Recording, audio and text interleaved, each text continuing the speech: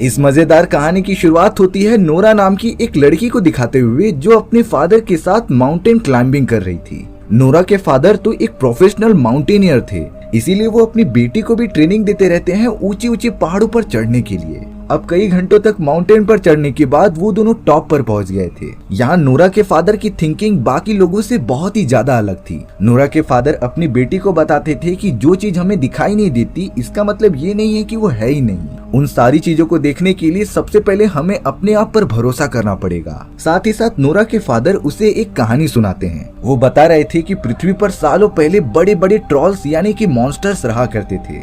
इन monsters की ऊंचाई तो पहाड़ों जितनी थी, लेकिन अच्छी बात ये थी कि वो सारे मॉन्स्टर्स इंसानों को नुकसान नहीं पहुंचाते थे। अब इसी तरीके से एक दिन 12 ट्रॉल्स नशे में एकदम धुत होते हैं, जिसके कारण वो सब बेहोश हो गए थे और उन्हें समय का बिल्कुल पता ही नहीं चला। लेकिन सुबह होने के बाद जैसे ही उन मॉन्स्टर्स की बॉडी पर सूर्य की किरण पड़ी, तब वो सारे मॉन्स्टर्स पत्थर में कन्वर्ट होने लगे। शायद से उन मॉन्स्टर्स यानी कि ट्रॉल्स को सूर्य की किरणें सहन नहीं होती। पत्थर में कन्वर्ट होने के बाद सारे के सारे मॉन्स्टर्स वहीं पर जम गए, जो अब मॉडर्न जमाने में पूरी तरीके से बड़े बड़े माउंटेन्स बन चुके थे।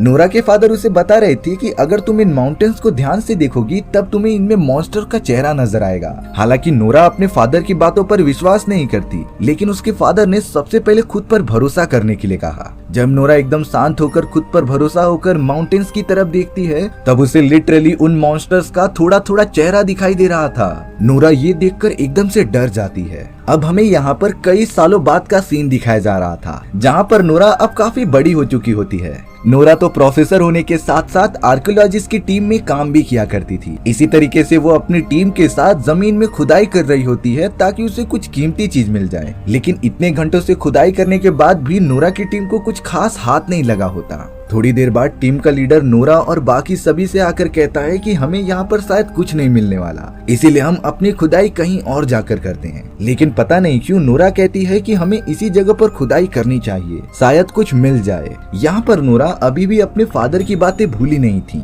उसे सिर्फ अपने आप पर भरोसा करना था और आगे बढ़ना था। जिसके बाद नोरा लगातार जमीन को खोदने लगी थी। तभी अचानक उसे कुछ एंशिएंट जानवरों के फॉसिल्स मिलते हैं। ये देखकर नोरा का लीडर भी बहुत ज्यादा खुश हो गया था। अब हमें वहाँ से थोड़ी दूर पर एक कंस्ट्रक्शन साइट दिखाई जाती है, जहाँ पर सारे वर्कर्स एक बड़े से टनल को डिस्ट्रॉय करके वहाँ पर मेट्रो स्टेशन बनाना चाहते थे। उस जगह को सबसे पहले डिस्ट्रॉय करने के लिए वहाँ पर बहुत सारे एक्सप्लोजिव्स लगा दिए जाते हैं। थोड़ी ही देर में बॉम्ब ब्लास्ट करने के कारण वहाँ पर एक बड़ा सा धमाका हुआ था, जिससे कि वो बड़ा सा टनल ढह जाए और वो अपना काम स्टार्ट कर सके। धमाका होने के बाद जब कुछ वर्कर्स उसे देखने जाते हैं, तभी अचानक वहाँ की जमीन हिलने लगी। सारे वर्कर्स तो अपनी जान बचाकर टनल में से बाहर निकलने लगे थे, मानो जमीन के अंदर से कोई खतरनाक चीज बाहर निकल रही हो और आसपास की सारी चीज डिस्ट्रॉय करते जा रही थी। आखिर वो खतरनाक चीज क्या थी किसी को भी नहीं पता था। थोड़ी देर बाद दिखाया जाता है कि टनल के अंदर से एक बहुत ही बड़ा मॉन्स्टर यानी कि ट्रोल बाहर निकला है, जो लगातार चारों तरफ तबाही मचाते जा रहा था। ये देखकर तो सभी लोग बहुत ही ज्यादा डर गए थे।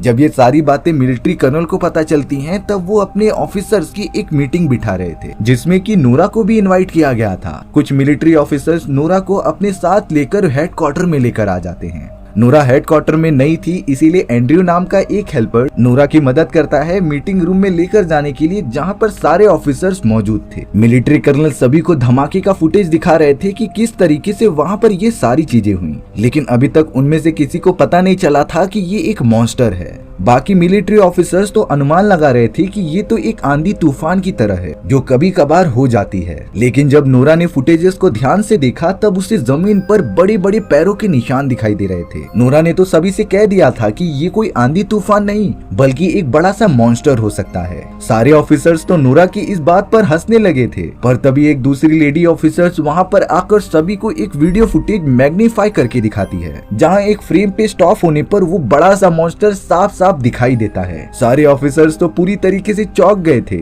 यानी कि नोरा, जो उन सारे ऑफिसर्स से कम एक्सपीरियंस थी, उसका अनुमान एकदम सही था। उन ऑफिसर्स को तो चुल्लू भर पानी में डूबकर मर जाना चाहिए। अब हमें पहाड़ी वाले इलाके में एक घर दिखाया जाता है, जहाँ पर एक बूढ़ा कपल रहता था। वो दोनों हस्बैंड वाइफ हमेशा की तरह एक दूसरे का साथ देकर ब्रेकफास्ट कर रहे थे, पर तभी बूढ़े आदमी ने देखा कि उसका डॉग लगातार किसी चीज पर भौंकता जा रहा है, और अब अगले ही मोमेंट में उनका पूरा घर हिलने लगा था। मानो कि वहाँ पर भूकंप आ गया हो। दोनों ही बूढ़े कपल अपनी जान बचाते हुए बेसमेंट के अंदर चले जाते हैं, जहाँ पर वो दोनों पूरी तरीके से सुरक्षित थे। कुछ देर बाद जब भूकंप शांत हुआ तब वो दोनों बाहर निकलकर चेक करते हैं, लेकिन अब उनका पूरा का पूरा घर टूट चुका था। उन दोनों में से किसी को समझ ही नहीं रहा था कि आखिर यहाँ पर हुआ क्या। जब ये बात मिलिट्री कर्नल की टीम को पता चलती है तब उन्होंने नोरा को वहाँ जाकर इन्वेस्टिगेट करने के लिए कह दिया था। नोरा बिना टाइम वेस्ट किए एंड्रयू के साथ निकल पड़ती है उस जगह पर जाने के लिए। रास्ते में एंड्रयू नोरा से उसके फादर के बारे में पूछता है।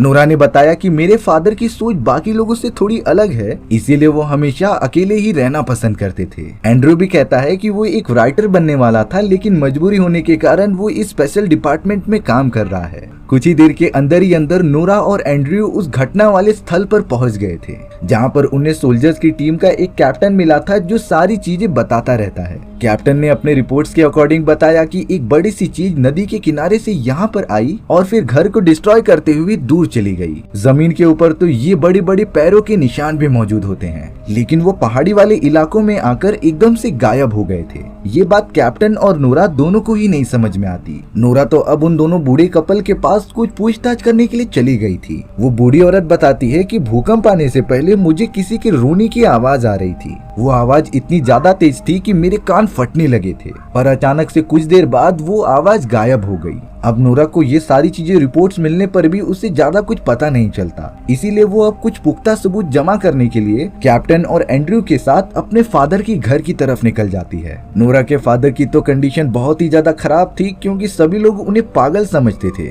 ऐसा बिल्कुल भी नहीं था, बल्कि नोरा के फादर सबसे अलग रहना चाहते थे। जब नोरा, एंड्रयू और कैप्टन नोरा के फादर के घर में इंटर करते हैं तब उनके दीवारों पर बहुत सारे ट्रोल्स यानी कि मॉन्स्टर्स की पिक्चर्स लगी हुई थी। यानी कि नोरा के फादर को इन मॉन्स्टर्स के बारे में बहुत ज्यादा नॉलेज थी। साथ ही साथ नोरा को ये भी पता होता है कि उसके फादर पहाड़ों के बारे में काफी ज्यादा जानकारी रखते हैं, इसीलिए वो उनके पास मदद मांगने आई थी। नोरा के फादर उन्हें बताते हैं कि कुछ ही सालों पहले जमीन के अंदर से एक बड़ा सा मॉन्स्टर निकला था, लेकिन गवर्नमेंट ने ये बात सभी लोगों से छुपा दी। नोरा अपने फादर को बीच में टोकते हुए ये कहती है कि इसी तरीके का एक धमाका आज हुआ है, जिसके अंदर से हमें मॉन्स्टर्स के निकलने के सबूत तो मिले हैं, पर वो पहाड़ी वाले इलाकों में से कहां चला गया इसका कोई भी अंदाजा नहीं। नोरा के फादर फोटोज दिखाकर उन्हें बता रहे थे कि मॉन्स्टर यानी कि ट्रोल्स कई सालों पहले इंसानों के साथ ही खुले में रहा करते थे, लेकिन धीरे धीरे उनकी स्पीसीज बहुत ही कम होने के कारण वो सब विलुप्त हो गए। अब नोरा अपने फादर से रिक्वेस्ट करती है कि वो उनके साथ चले और उनकी थोड़ी सी मदद करें। इसीलिए अब नोरा के फादर हेलीकॉप्टर में बैठकर उनके साथ उसी घटना वाले प्लेस पर चले गए थे।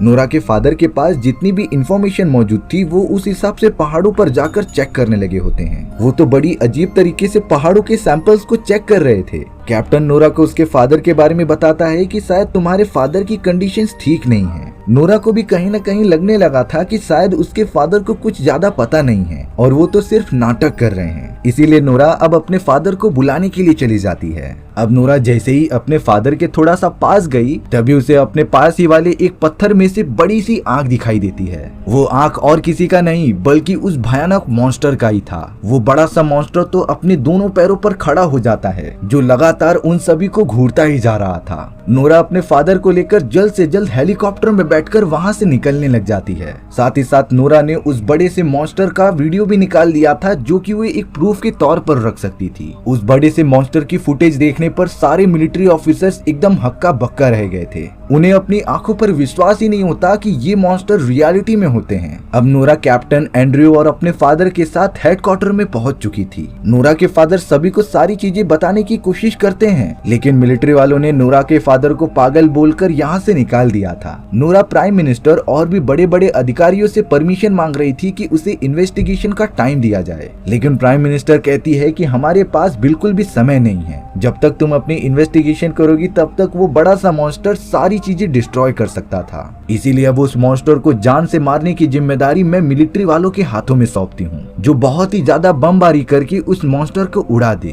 प्राइम मिनिस्टर से परमिशन मिलने के बाद कैप्टन अपनी पूरी टीम लेकर उस मॉन्स्टर के पीछे जाने लगा था। तभी नोरा कैप्टन के पास आकर कहती है कि तुम हमें भी अपने साथ लेकर चलो, क्योंकि हम सब वहाँ पर रहेंगे तो तुम्हारी मदद ही करेंगे। अब कैप्टन को इसकी परमिशन तो नहीं थी, लेकिन वो फिर भी नोरा, एंड्रयू और उसके फादर को अपने साथ लेकर चला जाता है। हेडक्वार्टर की टीम मिलिट्री वालों को उस मॉन्स्टर की लोकेशन के बारे में बता रहे थे, जहाँ पर वो अपनी आर्मी लेकर पहुँच गए होते हैं। वो तो एक जंगल के बीच का एरिया था। अब पूरी आर्मी वहां पहुंचकर अपना जाल बिछाने लग जाते हैं। चारों तरफ उन्होंने फायर कैनन से घेर लिया था। यहाँ पर सिर्फ वेट करना था उस बड़े से मॉन्स्टर यानी कि ट्रोल के आने का। अब यहाँ नोरा के फादर उससे बड़े इमोशनल वे में बात करते हैं कि मुझे माफ कर देना कि मैं तुम्हें बचपन में अच्छे से टाइम नहीं दे पाया, लेकिन अभी भी मैं तुमसे बहुत ही ज्यादा प्यार करता हूँ। नोरा कहती है कि पास्ट की बातों को भूल जाओ, अभी आप मेरे पास हो, यही बहुत बड़ी बात है। लेकिन नोरा को जरा भी अंदाजा नहीं था कि वो कुछ ही देर में अपने फादर को हमेशा हमेशा के लिए खोने वाली है। अब कुछ ही देर के बाद उस जगह पर वो बड़ा सा मॉन्स्टर आ चुका था, जो अचानक से एक जगह पर रुक जाता है। शायद से मॉन्स्टर ने सेंस कर लिया था कि यहाँ पर बहुत सारे इंसान मौजूद हैं। अब यहाँ प्राइम मिनिस्टर और उसके ऑफिसर्स ने बिना कुछ सोचे समझे आदेश दे दिया होता है मॉन्स्टर के ऊपर फायर करने के लिए। सारे मिलिट्री वाले अपने अत्याधुनिक हथियारों की मदद से मॉन्स्टर के ऊपर लगातार फायरिंग करते जा रहे थे, लेकिन इन सारी चीजों से मॉन्स्टर को कुछ ज्यादा खास फर्क नहीं पड़ता। वो तो उल्टा और भी ज्यादा गुस्सा हो जाता है। ट्रोल मॉन्स्टर तो अब उन सारे मिलिट्री ऑफिसर्स को उठा उठा कर पटकने लगा था। उसके सामने कोई भी आ जाए वो पूरी तरीके से उन्हें डिस्ट्रॉय कर देता। नोरा, कैप्टन, एंड्रयू और उसके फादर तो एक जगह पर छुपे होते हैं अपनी जान बचाकर। अब वो मॉन्स्टर थोड़ा सा पास आकर कुछ सूंघने लग जाता है। कैप्टन के साथ उसका एक मिलिट्री सोल्जर मौजूद था जो क्रिश्चियन होता है। उसके गले में क्रॉस का सिंबल मौजूद था, पर तभी अचानक वो मॉन्स्टर उसी क्रिश्चियन वाले सोल्जर को उठाकर पूरा खा जाता है। लेकिन मॉन्स्टर बाकी लोगों को कोई चोट नहीं पहुंचा रहा था। ये बड़ी ताज्जुब की बात थी। तभी नोरा के फादर ये बताते हैं कि ये सारे मॉन्स्टर क्रिश्चियन लोगों को सूंघ कर पता लगा लेते थे और ये क्रिश्चियनिटी लोगों से काफी नफरत करते हैं। और अब अगले ही मोमेंट में नोरा के फादर बाहर निकलकर मॉन्स्टर के एकदम सामने आ चुके थे। वो मॉन्स्टर को अपने हाथों से इशारा करके शांत रहने के लिए कहते हैं। लिटरली नोरा के फादर का ये तरीका काम कर रहा था, क्योंकि मॉन्स्टर एक जगह पर रुककर एकदम शांत हो जाता है और उन्हें देखता ही जाता है, जैसे कि नोरा के फादर उस मॉन्स्टर से बात कर पा रहे थे। लेकिन तभी अचानक कुछ सोल्जर्स ने मॉन्स्टर पर फिर से हमला कर दिया था। वो बड़ा सा मॉन्स्टर अब आउट ऑफ कंट्रोल होकर उन्हें पलटवार करने लग जाता है। इन्हीं सारी चीजों में मॉन्स्टर ने गलती से नोरा के फादर को भी चोट पहुंचा दी थी, जो डायरेक्टली जाकर कहीं दूर पर गिरते हैं। नोरा तुरंत अपने फादर के पास आ गई थी उन्हें बचाने के लिए, क्योंकि वो काफी घायल हो चुके थे। पता नहीं उस मॉन्स्टर को भी इस बात का बहुत बुरा लगता है, इसीलिए अब वो बिना सोल्जर्स को नुकसान पहुंचाए वहां से निकल पड़ा था। यहाँ नोरा के फादर इतने ज्यादा चोटिल हो चुके थे कि वो अपनी आखिरी सांसें ले रहे होते हैं। मरते मरते नोरा के फादर ने कहा कि रॉयल पैलेस और मेरा घर, जिसके बाद नोरा के फादर अपनी जान छोड़ देते हैं। नोरा तो अब पूरी तरीके से अकेली हो गई थी, क्योंकि उसका अपना कहने वाला सिर्फ उनके एक फादर ही मौजूद थे, जो अब नहीं रहे। नोरा इतनी ज्यादा दुखी हो गई थी कि वो कुछ दिनों तक काम भी नहीं करती। लेकिन फिर उसने डिसाइड किया कि चाहे कुछ भी हो जाए वो इस मॉन्स्टर को मारने का तरीका ढूंढ निकालेगी। नोरा ने उन बड़े बड़े ट्रॉल्स के बारे में पढ़ना स्टार्ट कर दिया। कई घंटों की रिपोर्ट्स तैयार करने के बाद नोरा को ये पता चला कि वो सारे मॉन्स्टर क्रिश्चियनिटी लोगों से बहुत ज्यादा नफरत करते थे, और तो और उन मॉन्स्टर को चर्च में लगे बड़े से घंटी की आवाज बिल्कुल भी सहन नहीं होती। ये बातें जानने के बाद नोरा को एक बहुत ही अच्छा आइडिया आया था। नोरा ये आइडिया कैप्टन और बाकी क्रू मेंबर्स को बताती है। नोरा के पास प्लान था कि अगर ये मॉन्स्टर घंटी के आवाज से इतना ज्यादा इरिटेट होते थे, तो वो मिलिट्री के हेलीकॉप्टर्स पर बड़े बड़े घंटे लगाकर मॉन्स्टर के चारों तरफ घूमने लगेंगे, जिससे कि मॉन्स्टर इतनी सारी आवाजों को सहन नहीं कर पाएगा और मारा जाएगा। मिलिट्री ऑफिसर और प्राइम मिनिस्टर के पास और कोई भी ऑप्शन नहीं था इस प्लान से आगे जाने के सिवा, इसीलिए वो कैप्टन और नोरा को ये प्लान एग्जीक्यूट करने के लिए बोल देते हैं। अगले दिन ही मिलिट्री वाले मॉन्स्टर की लोकेशन का पता लगा के अपने कई सारे मिलिट्री हेलीकॉप्टर्स पे बड़े बड़े घंटे लगाकर वहां पर चले गए थे। इतने सारे घंटों की आवाज सुनते ही मॉन्स्टर के दिमाग में दर्द होने लगा था। वो तो इतनी आवाजों को सहन ही नहीं कर पाता। सारे मिलिट्री हेलीकॉप्टर्स प्लान के मुताबिक चारों तरफ चक्कर काटने लगे थे। पर अब वो मॉन्स्टर एकदम आउट ऑफ कंट्रोल होकर सारे हेलीकॉप्टर्स को ही डिस्ट्रॉय करने लग जाता है। देखते ही देखते इतने सारे हेलीकॉप्टर्स और सोल्जर्स को अपनी जान गंवानी पड़ी। मॉन्स्टर इतना ज्यादा गुस्सा हो गया था कि वो आसपास की सारी चीजों को डिस्ट्रॉय करने लगा होता है। तभी पता चला कि एक छोटी बच्ची के ऊपर हेलीकॉप्टर गिरने वाला है। पर शॉकिंग बात ये थी कि बड़े से मॉन्स्टर ने लड़की को प्रोटेक्ट करते हुए हेलीकॉप्टर को पकड़ लिया था, जिससे कि लड़की और उसके पेरेंट्स मरने से बच गए। यानी कि ये मॉन्स्टर मासूम इंसानों पर बिल्कुल भी हमला नहीं करता।